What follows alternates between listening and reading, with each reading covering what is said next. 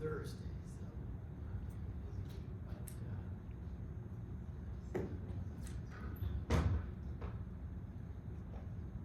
today we want to talk a bit about single muscle twitches and then how we're going to generate tetanus, fused tetanus, and all of that. We're going to talk about energetics with the muscle and some other stuff.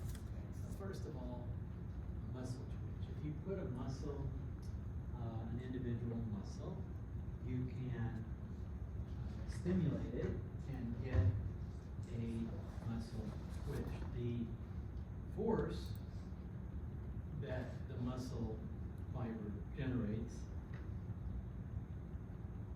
is the tension, and that opposes the force called the load. And so when you get that response, it's called a twitch. There's these three phases of the muscle twitch.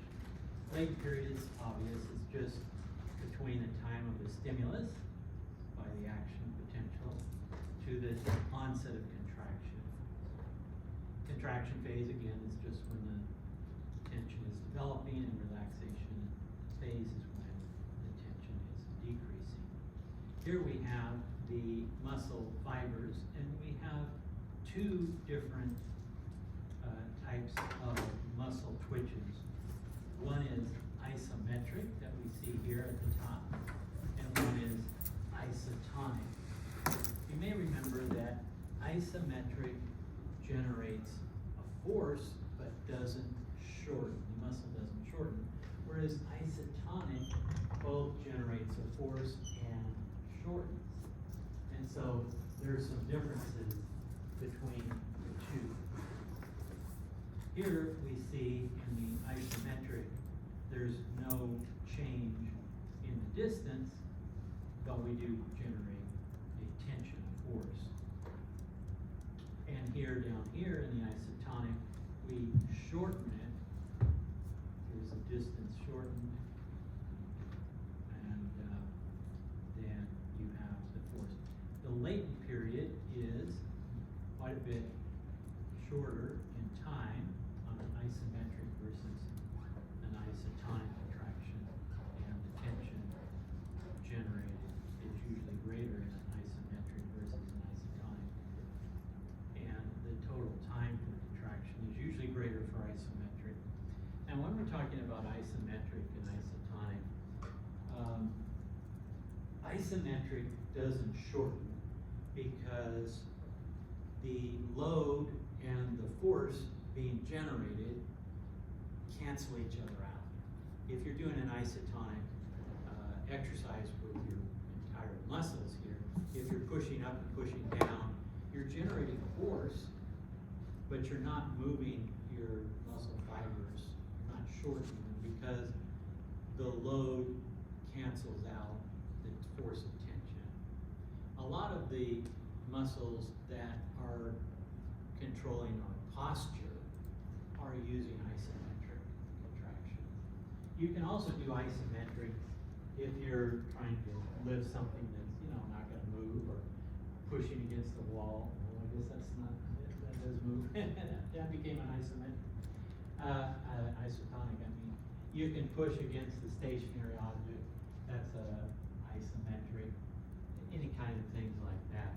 There are some exercises designed to promote isometric exercises, and they probably do increase strength a little faster than isotonic, but you don't get the full range of motion with them. And so there's some pros and cons to doing those kind of exercises. But we have both types of contraction, and they have a little bit of differences between the two. Here's that review of that. Isometric, generate tension but don't shorten, and basically the load is equal or greater than the force generated, and isotonic muscles shorten and give us contraction. Now, how do we stimulate these muscle fibers? We use it with it comes from the motor neuron, and we get then the action potentials, muscle fiber, go down into the transverse tubules and all of that. So that causes a contraction. A single action potential doesn't last very long, maybe about 1 to 2 milliseconds.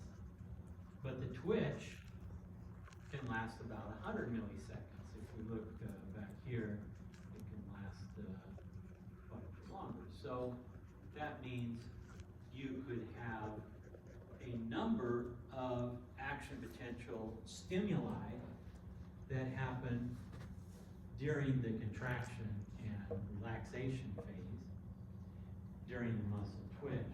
And if you give additional stimuli, action potentials, before that twitch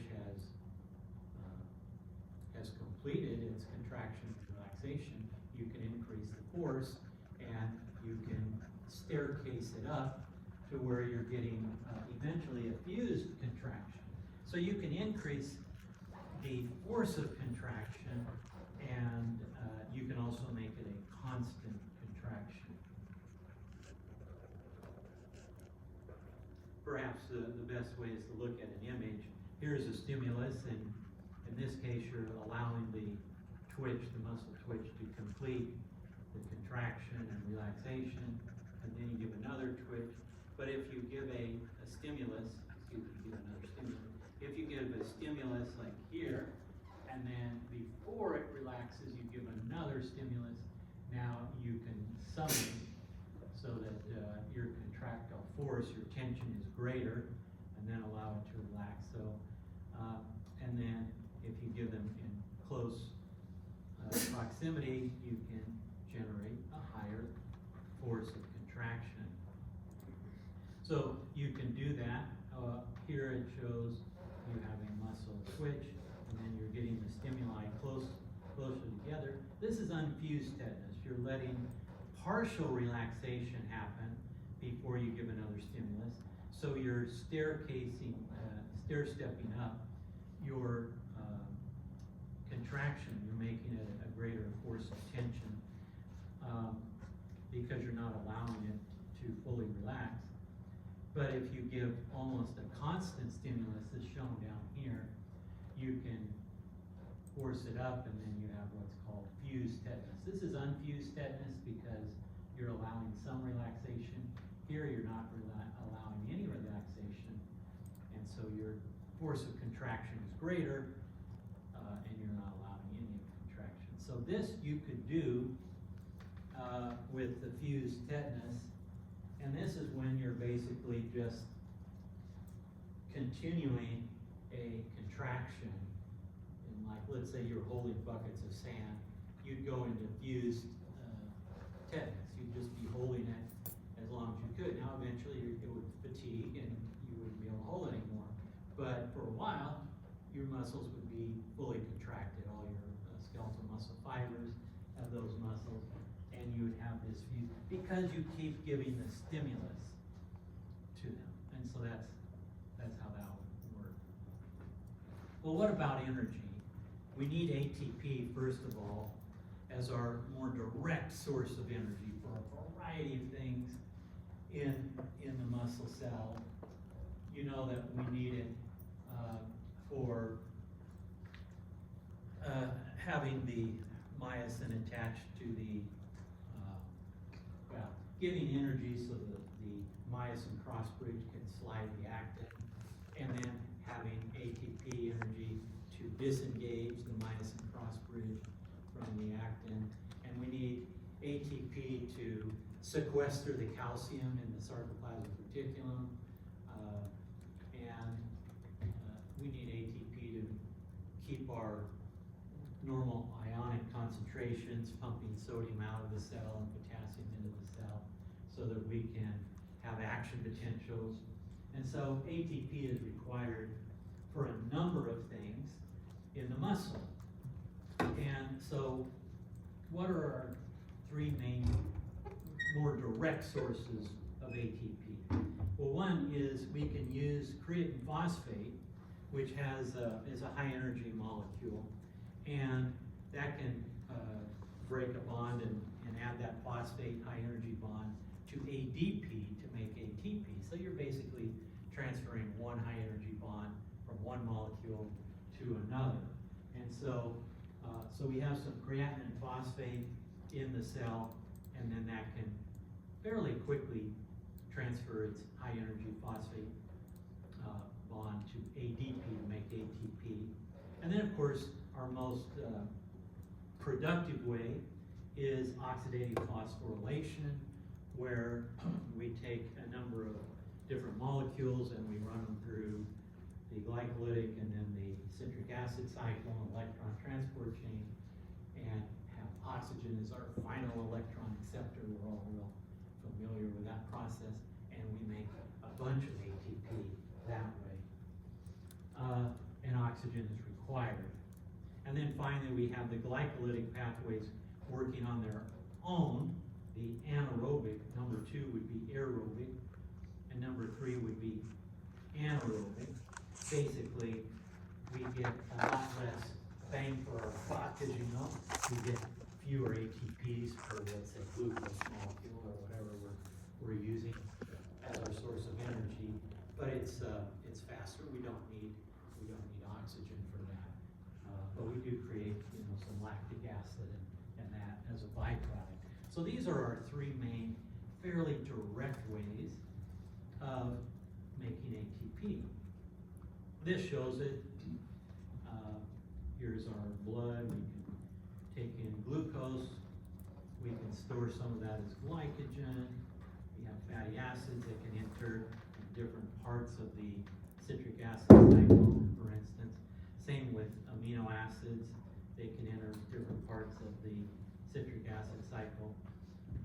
So we have a number of different ways metabolically that we can engage in catabolic reactions and use the energy stored in the bonds to form ATP.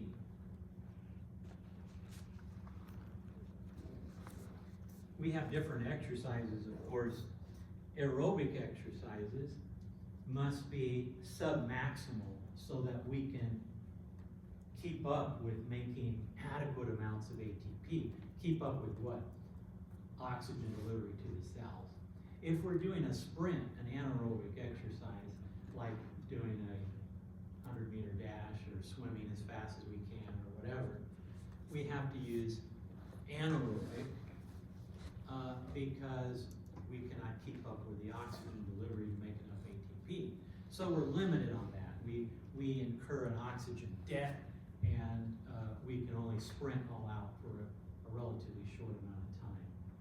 Whereas our aerobic pathways, if we're submaximal so that we can utilize our oxygen adequately to make enough ATP in the oxidative phosphorylation electron transport chain pathway, then we can go on for some hours, perhaps. We could run a marathon, assuming that you're in better shape than I am. You could do long-term tasks here. You could hike up a mountain or something. You could do a number of different things. So there's a lot of times we need anaerobic exercise, and a lot of times we need aerobic, and we can combine the two a bit. But those are some of the ways that we would do it. Now, what about for prolonged exercise? What are our what are our energy sources? We're going to watch a little video clip here, but looking at this, we're going to look at stored muscle glycogen. That could be converted pretty rapidly to glucose and be used for energy. Our blood glucose, our plasma-free fatty acids. That can comes from the plasma, but if we need to replenish it, we can break down fats in our adipocytes, our fat cells, and that kind of thing. And muscle triglycerides, that's stored right there in the muscle. And these 4 main energy sources, which are going to be I guess you could say the longer duration energy sources to make ATP for muscle contraction and the rest. The longer the exercise, we shift in which one of these that we use the most out of these four. So this tells us about that process a bit.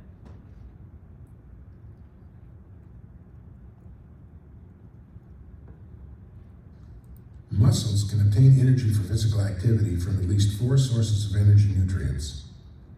These are muscle glycogen, muscle triglycerides, plasma-free fatty acids, and blood glucose. At the start of an exercise regime, muscle glycogen provides nearly half of the required energy. Muscle triglycerides and plasma-free fatty acids provide about a quarter each. And only a small amount is contributed by blood glucose. 1 hour into the activity, the proportion of energy nutrients utilized has changed. Muscle glycogen is down, as are muscle triglycerides. Now blood glucose and plasma-free fatty acids are providing more of the energy needed. By hour 2, the trends are magnified.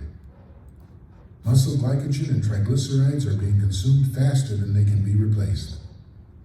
Blood glucose and plasma-free fatty acids provide more and more of the energy needed. At hour 3, muscle glycogen and triglycerides are even lower. More than 70% of the muscle's energy needs are now being met by blood glucose and plasma-free fatty acids. After 4 hours, muscle glycogen is fully depleted. Muscle triglycerides contribute less than 10%, and blood glucose and plasma-free fatty acids contribute more than 90% of the required energy.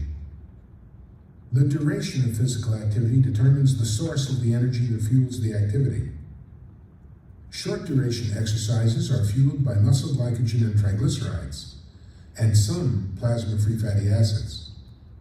The muscle glycogen and triglycerides can be replaced easily when the activity is finished. As exercise duration increases, muscles depend more on blood glucose and plasma-free fatty acids for energy.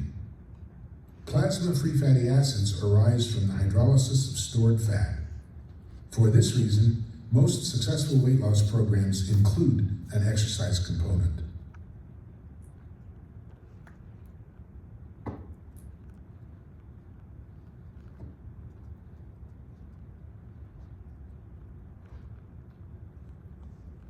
So, does anybody do like distance running or anything like that? Or you're doing it? So, tell us a little bit about, like, do you get to the point where you hit the wall and you have to push through to keep going? For instance, on a long race, or do you do as long as a marathon, or do you do shorter distances than that? I was only cross country team freshman year. Uh-huh. And so for that, they had to run 5 miles for cross country day. How many miles? 5. 5 miles. The first mile is just terrible. It's like you really just feel it. But then after that, like kind of just made like mental barriers reaching. It's just like, oh, past that. It's still, to put it bluntly, sucks to run. But like it's like a constant mobile. I just don't think about so much.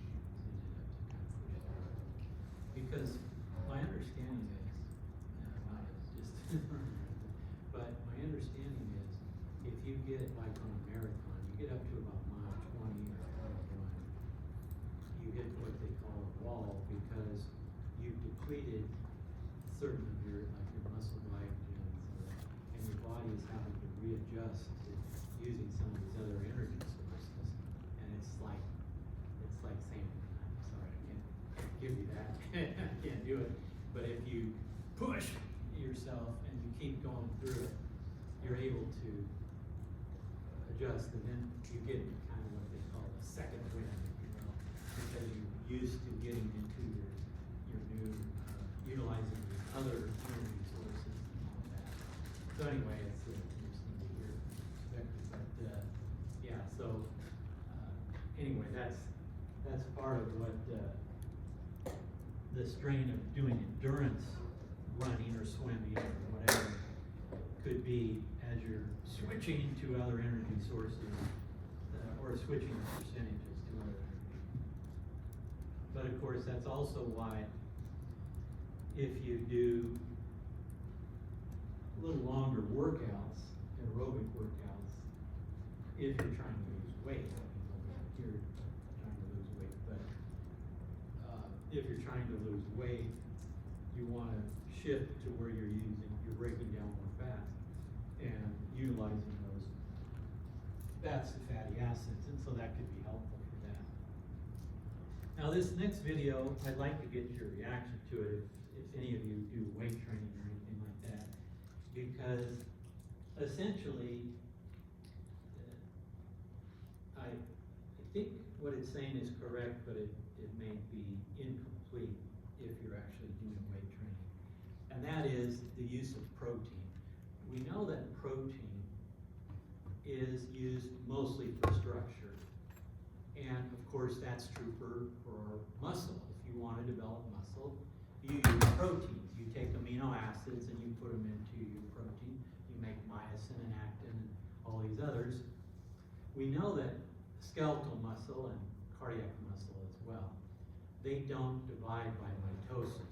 If you get bigger and stronger, it's not because you're creating more muscle cells, you're creating bigger muscle cells that you already have. So you take your cells and you make them bigger. You add more protein in there and you add more strength, but you're making them bigger in that way, not making more.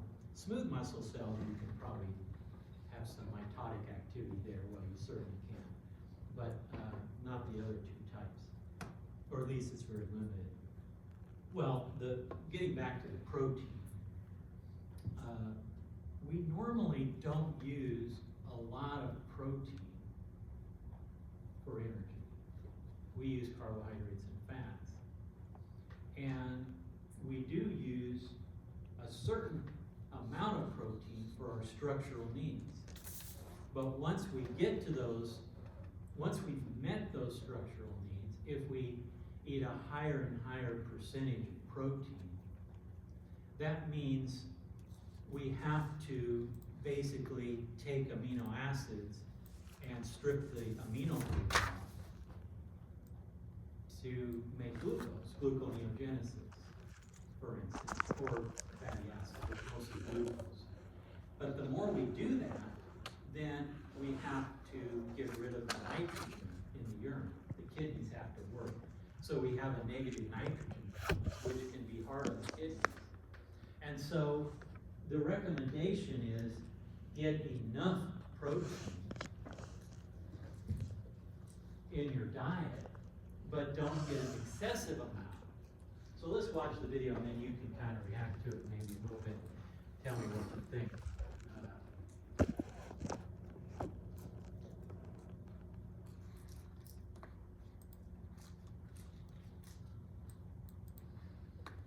Dietary protein and amino acid intake must meet the essential amino acid needs of the individual. But any intake in excess of about 1 gram of complete protein per kilogram of body weight cannot be incorporated into protein by the body.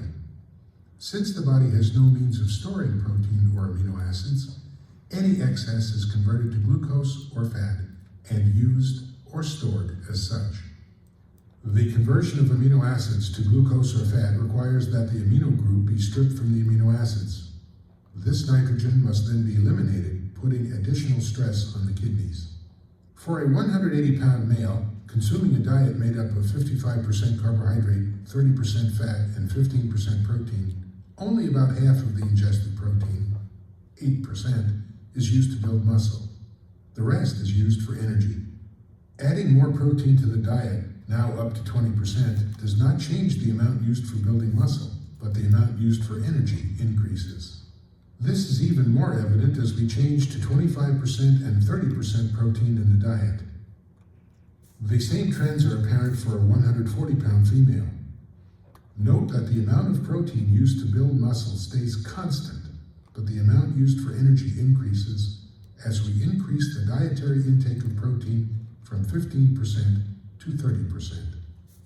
Since increasing protein intake cannot build muscle and does add a burden to the kidneys, most nutritionists advise people not to eat more than 2 times their calculated RDA for complete protein.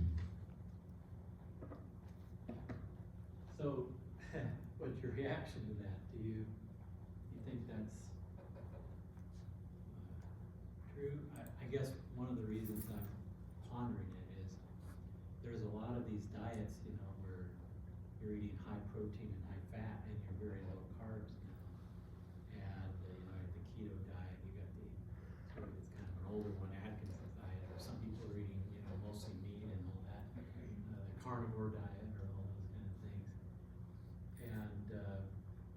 based on that sort of, and sort of just thinking in terms of body homeostasis, I've always kind of thought, well, you know, it's better to use carbohydrates and fats mostly for energy requirements and protein for structure, so you need adequate amounts of protein, but you don't want to have mainly protein or even, you know, maybe 25% protein. It's funny because in one of my health classes, they told us to like look up a diet and find like a legit research paper that like backed up like evidence wise why you should go on it, and I tried to do the keto and I couldn't find a single one that was like, yeah, this is sustainable, like do it your whole life, just because usually when people go on it, they're obviously not on it their entire lives, and then they go back and have carbs, and then they just like basically their system is just kind of messed up. Because one of the issues is, even with, you know, just eating mostly, let's say, fat and protein maybe, but fat is, we already talked about with diabetes, if you're not getting enough glucose into your cells and you're forced to metabolize more fat, you get ketones. Well, it's kind of why you could call it a ketone diet, right? You get ketones, but that messes up your pH, it seems like. You get ketoacidosis and some of those issues. And I've heard some people say, well, you don't really, you know, you don't eat just fats and all that. But it seems like that might be an issue where if you don't have a little bit more balance in that. But I've heard a number of people say, well, you can lose weight on some of these diets, but I wonder, like you said, about the long-term effects. I haven't really seen any research that maybe supports these, and yet it's really pretty popular. I think one thing that contributes to people saying that they've lost weight is they're cutting out a whole major food group. Like if they're doing low carb, they're like, okay, not gonna eat any bread. So if they're eating mostly bread, then they're no. Yeah, they're just not getting the calories and, Yeah. So a lot of it has to do with how many calories are. So they're just reducing your calories essentially, rather than, Yeah. yeah. And, you know, carbohydrates, I mean, a lot of vegetables are carbohydrates, right? Or it seems like it's, if you eat complex carbohydrates and not just, you know, chugging soda, then that might be a good thing, right? Yeah, apparently, I just looked it up, because I was interested in it. Apparently, consistently keto and especially paleo diets are ranked as very low nutritional quality as well as extremely high carbon emissions. That's fun.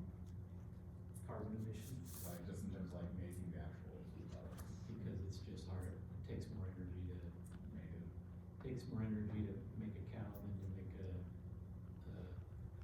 or something. Yeah, as you go up the chain, it takes more resources, doesn't it, to do that? Well, thank you for your comments. I think I sort of go back to moderation in all things and don't overdo it on anything.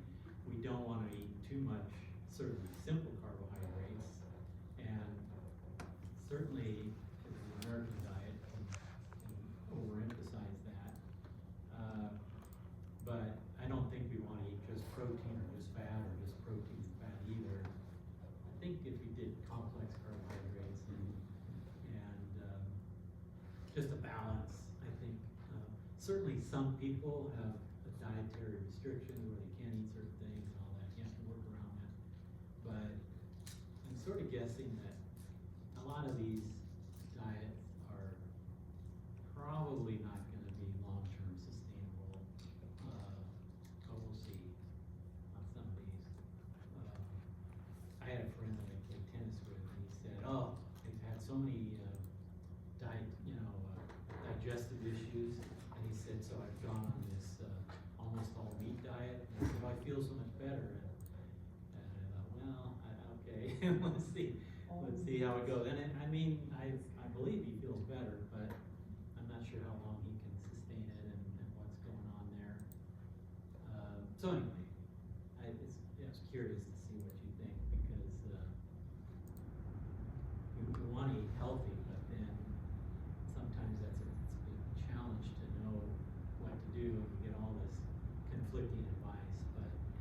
seems at least that you can only incorporate so much protein into your body structure and your muscles.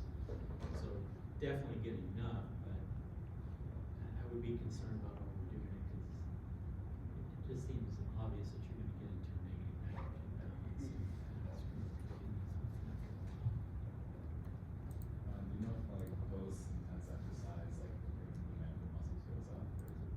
Well, that's another thing I wanted to, some of you, if you're into weight training, I think that if you're adding muscle, not just maintaining, I would think that you could add more protein, a little higher percentage, and that would probably be just fine. That's, to me, what this is looking at is more your normal person that's not trying to gain muscle mass. If you're trying to gain muscle mass, I would guess that you could crank up, and you probably would need to crank up the protein. But even then, So it's go- no, there's a limit as to how much you could incorporate into your structure, I think. So, I mean, we see these muscle builders who are, doing all these, dozen raw eggs and they drink it down. I don't know, I think there's gotta be something not so great about that. Maybe not quite. Yeah, so keep a balance even if you're doing weight training, so, I would think.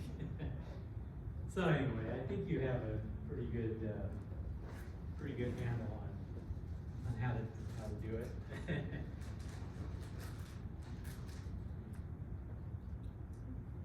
Okay, well, we talked a little bit about muscle fatigue, and let's do that a little bit more. We know that if you're holding a bucket full of sand, you can hold it for a while, and then your muscles are gonna fatigue, and you eventually, no matter how much you want to, you can't hold it anymore. Well, part of that's muscle fatigue, part of it's central command fatigue that Justin was kind of talking about. Mentally, you have to push through the will to win and that kind of thing. But even that has its limitations, right? You can, you can say, well, it's painful, I'm gonna push it through, but eventually your muscles are gonna fatigue for a variety of reasons. And one of the things is you're gonna get a shortened contraction time and slower rate of relaxation. And some fitness will help on this to increase it. But conduction failure is, okay, you're sending the information with the action potential down the sarcolemma, down the transverse tubules. But if you keep sending that message and sending that message, eventually you're not going to be able to keep releasing as much calcium. You're going to build up too much potassium. You're not resequestering potassium and sodium. And so eventually you're gonna mess up your ionic balance, your electrolyte balance. And so that can result in it. Lactic acid buildup, that can cause muscle soreness, but it can also change the conformation, the shape of some of your proteins. And that changes their function, like you're not gonna be able to pump calcium back into the sarcoplasmic reticulum with these protein pumps, and same with the release of calcium. And so anything like that can cause a problem. And then, of course, if you build up too much ADP, adenosine diphosphate, that can inhibit with your binding of your cross-bridges actin. So all these things can inhibit it. This is the central command fatigue, and again, your brain is telling you, I'm tired, I can't keep doing this. But some people can push through that a little bit more than others, and they can, sometimes that's real helpful in a race or something like that. Whoever can push through the hardest and do that. But you will eventually get actual physiological fatigue that's not going to be just from your central command once you have fatigue and you have a little rest period, you'll get fatigued faster. It's shown here. So you can generate that contractile force tension again, but then you'll get fatigue because you haven't really fully recovered essentially in that rest period of time. When we think about muscle soreness, by the way, there's really two main types of muscle soreness. One is mainly due to metabolic accumulation, especially lactic acid. So if you have lactic acid soreness and you wake up and you're all sore, muscles are sore, if you start just doing a little exercise, a little jogging, that kind of increases the circulation and it sort of moves that lactic acid out of the way, out of the muscles, and you start feeling better. And then you can do the exercise. If, on the other hand, you've been straining the muscles, all the muscles, each individual muscle fiber and the muscle bundles, the fascicles, and the whole muscle have connective tissue around. We have a little connective tissue around each muscle. It's called the endomysium, and then around each bundle, each fascicle, it's the paramysium, and around each entire muscle, it's the epimysium. And you can get tiny tears in the connective tissue. And that just needs a little time to heal. So if the muscle soreness doesn't get better with a little exercise, then you better stop and rest, because that means you probably have a little connective tissue tears and you need just to rest and let that build up. That's one of the reasons too, you probably don't want to do like muscle training, weight training every day, maybe every other day or something, to allow some of that correction to happen.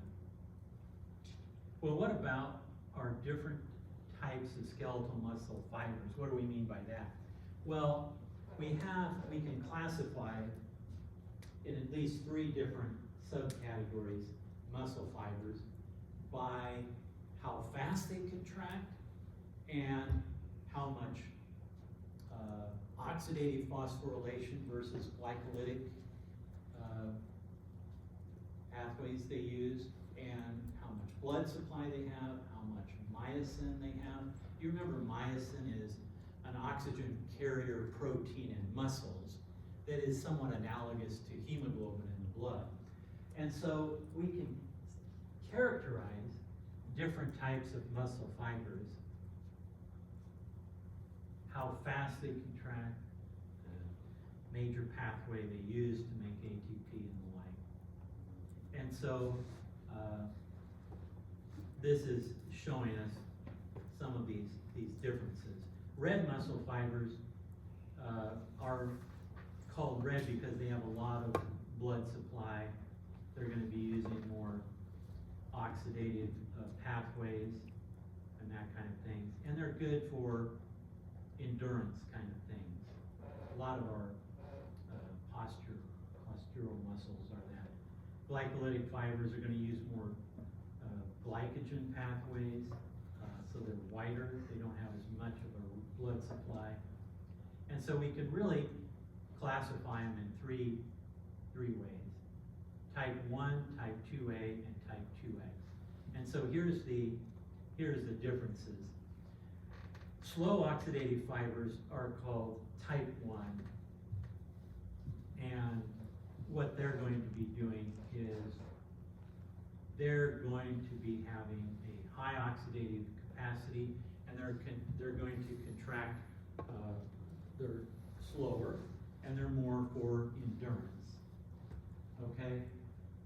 Then we have, on the opposite end, fast glycolytic fibers, type 2X, and they are going to have a fast twitch with a high glycolytic capability. This is more for anaerobic or sprinting.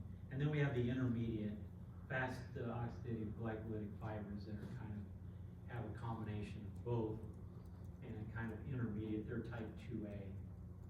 Now, we all have all 3 types in our muscle. It's not just one or the other. Certain types, like in our fingers, are gonna be more fast twitch, glycolytic, more of these, type 2X.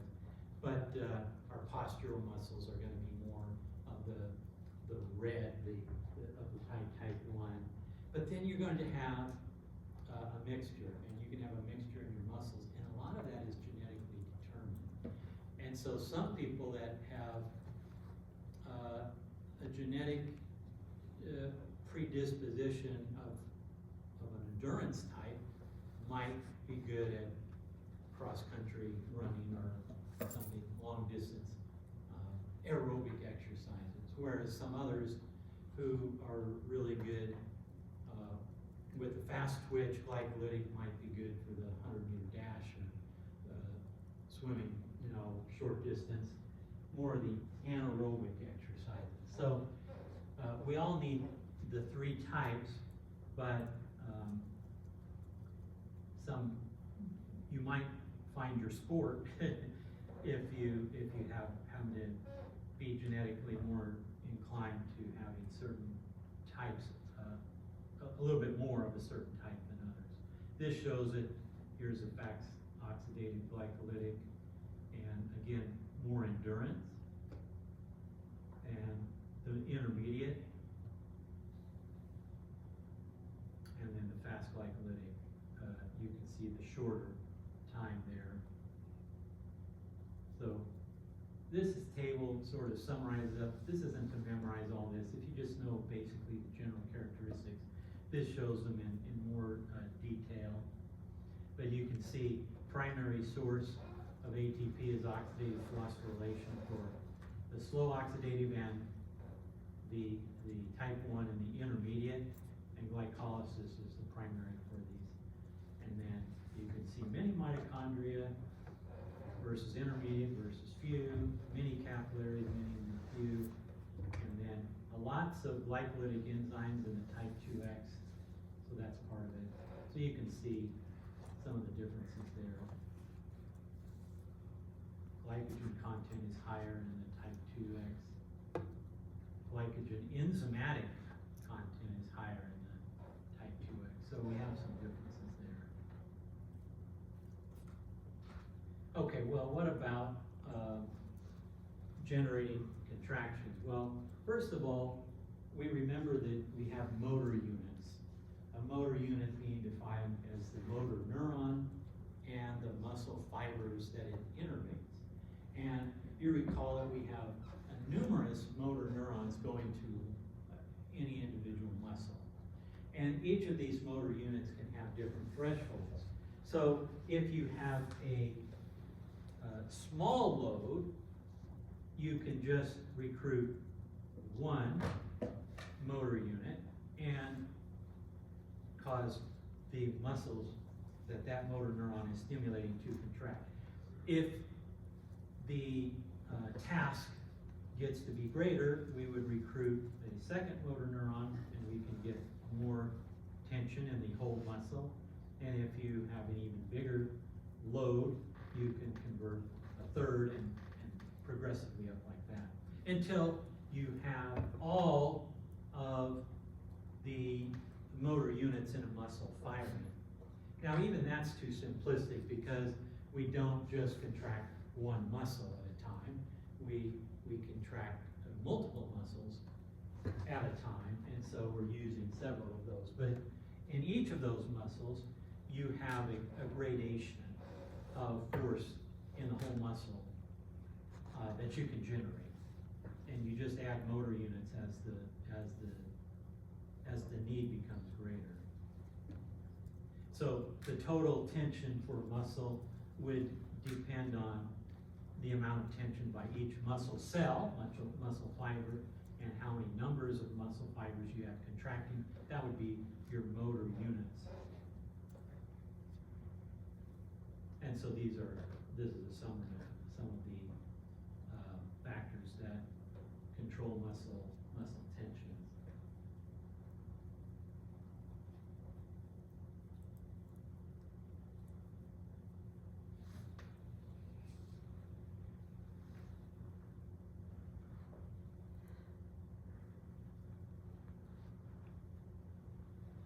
just real quickly, and then we'll start with the diseases, tomorrow.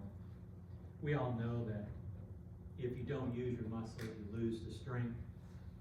And it could be disuse, atrophy, like your arm's in a cast that gets real weak, or you could have a deep denervation, nerve damage. A lot of our diseases affecting muscles are really affecting nerves, like multiple sclerosis and myasthenia gravis, and a number of things are affecting the nerves or the synapse rather than the actual muscle. And so that can then, if you don't use the muscles, they do lose their strength. Muscle movements, when they work together, if a group of muscles is working together, they're agonist. If they're resisting a motion, they're antagonist. And so you move the skeleton through a range of motion, for instance, like flexion and extension, and you have groups of muscles that work together to perform those tasks. Okay, well, didn't want to throw too much at you, but tomorrow we're going to go through some more of the muscle diseases and talk about that a bit. Then we're going to do smooth muscle and cardiac muscle and do some